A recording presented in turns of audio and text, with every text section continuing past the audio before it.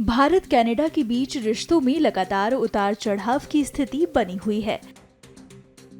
खालिस्तानी अलगाववादी हरदीप सिंह निज्जर की हत्या के बाद से दोनों देशों के बीच तल्खियां बनी हुई हैं और धीरे धीरे ये व्यापक स्तर पर बढ़ती जा रही हैं।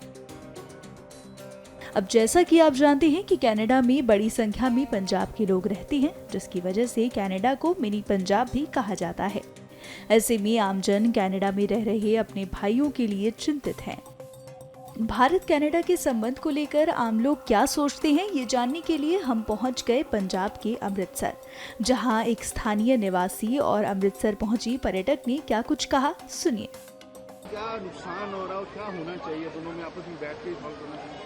जी, नुकसान तो ऑब्वियसली दोनों देशों को ही होगा। इट्स नॉट जस्ट कि वन, ऑब्वियसली सिर्फ इंडिया को नुकसान नहीं होना या सिर्फ कनाडा को नहीं, बट मेरे हिसाब से सबको बहुत, ऑब्वियसली इंडिया का मोटिव है वसुदैव कुटुंबकम, सो आइडियली हमें सबके साथ बहुत प्यार से रहना चाहिए एंड मेरे हिसाब से इसको जल्दी से जल्दी सॉर्ट आउट करके पीस मेंटेन करना चाहिए। भी चाहिए कि पॉलिटिकल छोड़ के पॉलिटिकल इशू अलग रखना। पॉलिटिकल आई डोंट, मतलब मैं इतना डीप तो नहीं ज्यादा जानती और ना मैं बोलना चाहूंगी, बट मेरे हिसाब से जितना हो सके उतना ही हमें बाकी देशों के साथ प्यार मोहब्बत से रहना चाहिए।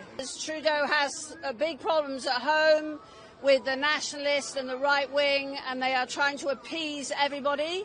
So being aggressive and strong with foreign countries meets the need of those people, but it doesn't help the bigger world picture. So like our very bad Prime Minister Boris Johnson, very bad man, he talked a lot of rubbish to make the right wing, the nationalists, the populists happy.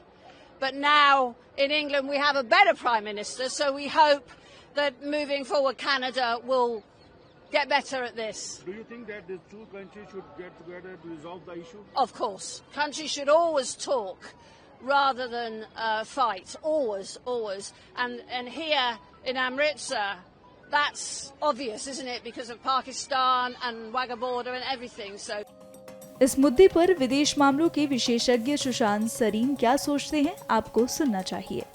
जो Canada की तरफ से कार्रवाई चल रही है भारतीय दूतावास के अधिकारियों के खिलाफ, वो बिल्कुल जो कूटनीति के जो एक परंपरा है उसके खिलाफ है।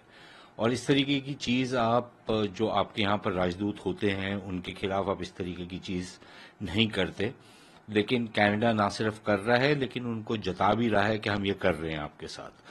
तो एक लिहाज से वो सारी जो परंपराएं हैं उनका उल्लंघन कर रहा है।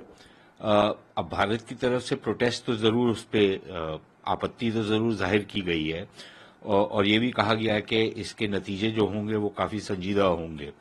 लेकिन इशू ये है कि क्या कनाडा सिर्फ आपकी इस बयान से कन्विंस हो जाएगा और इससे गुरेज करेगा या नहीं। और मुझे नहीं लगता कि जिस हालात में अब कनाडा आ गया है वो इस तरीके की कोई चीज करेगा, वो इस पर डबल डाउन करेगा। दूसरी जो चीज ये है कि मेरे ख्याल अब हमारे को थोड़ा सा ये भी सोच लेना चाहिए कि अभी तक हम ये कहते आए हैं कि भारत के लिए कनाडा एक मसला नहीं है, भारत के लिए कनाडा की जो सरकार है वो मसला है। लेकिन मेरे ख्याल अब इंक्रीजिंगली हमारे को पता लग रहा है कि कनाडा की जो सारा का सारा जो एक राजनीतिक तंत्र है वो और भारत के बीच में जो हालात हैं वो बद से बदतर होंगे।